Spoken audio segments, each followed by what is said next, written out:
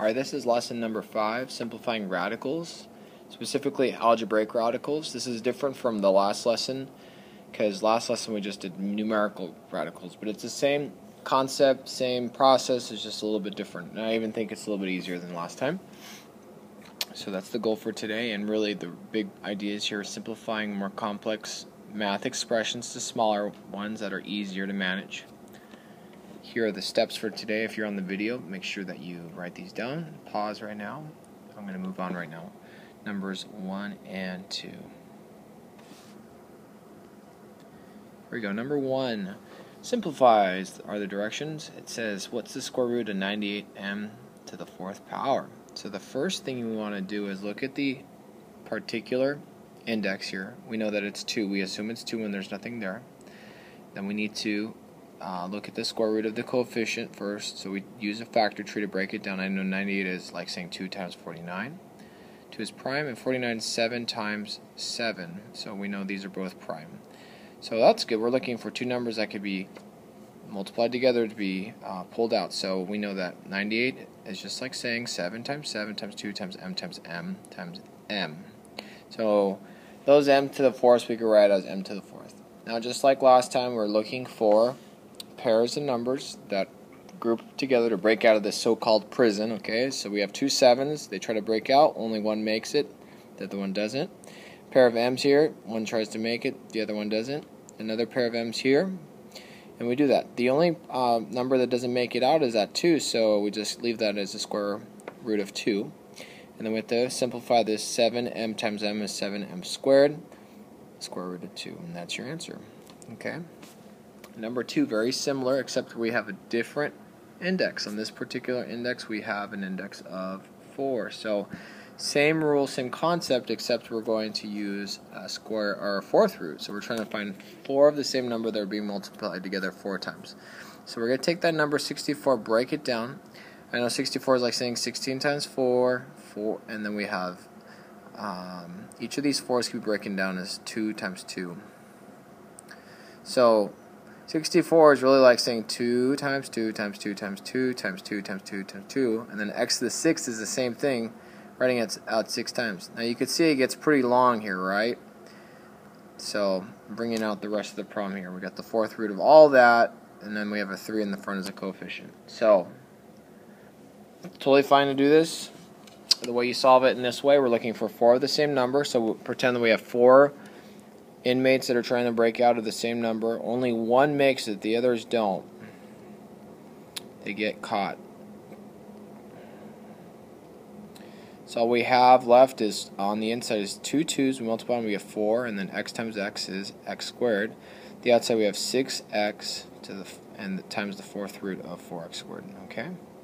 So that's how we do numbers 1 and 2. Now, as you can see right here, if you're looking right here, we have all of this writing we're writing. And I would suggest doing it a little bit differently because it does get a little complicated. So here's what I would do. Is I would, instead of breaking it down so much, I know that 98m to the 4th is like saying 7 squared, because I'm looking for square roots on number 1. 7 squared times m squared, or 7 squared times 2 times m squared raised to the 2nd power. If that's the problem, then I'm looking for perfect squares that I could break out. Square root of 7 squared is just 7, so I'm just going to bring out a 7, and I'm going to bring out an m squared. So we got 7m squared, rad 2. Okay?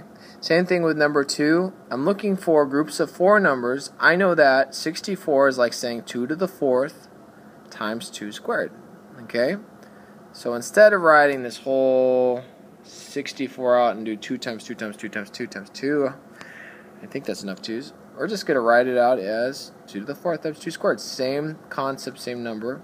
Same thing with x. X to the 4th times x squared.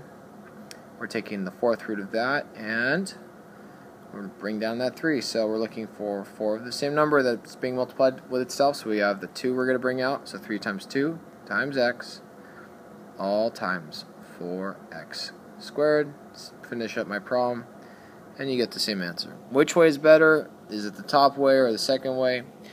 It doesn't matter. I know one way is longer, but if you understand the concept, I think it's easier to go the second way. But honestly, I just want you to get the right answer. So that's how you do numbers 1 and 2. You should pause here and write these down. I'm going to move on now to number 3. Okay, 3, try on your own first. Pause the video. Alright, this is how you do 3. Good, to take a factor tree of 32, which is 16 times 2. I know 16 is a perfect square. What's the square root of 16? It's 4. And 2v we're left with on the inside. That's how you do number 3. Write down number 4 now. Try that one on your own. Very similar. Take a moment and pause the video. Alright, here we go. Number 4, 32x squared. Same thing as the last one. We're going to do a factor tree. I know it's 16 times 2. I'm not even going to do a factor tree because I already know it's 16 times 2. And x squared is just x squared. Square root of 16 is 4. Square root of x squared is x. We're left with a 2 here. Take the square root. Alright. Continuing on, let's do number 5 now. Now, number 5 is the 4th root of a number. So try this one on your own first before I show you. Pause the video right now. Alright. So number 5, we're going to take the 4th root of a number. I know 48 is like saying, what did I write here? 2 times 24.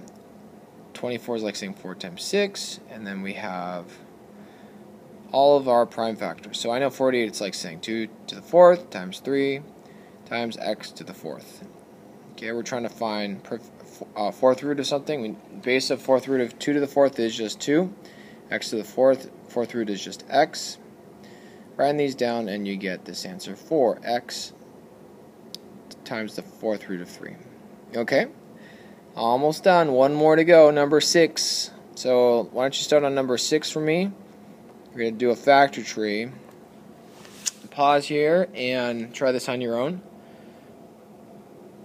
Alright, check in your work on number 6. Here we go. 512 I know is like saying, I know that 512 is like saying 8 times 8 times 8, right? Because 8 times 8 is 64. 64 times 8, believe it, is 512.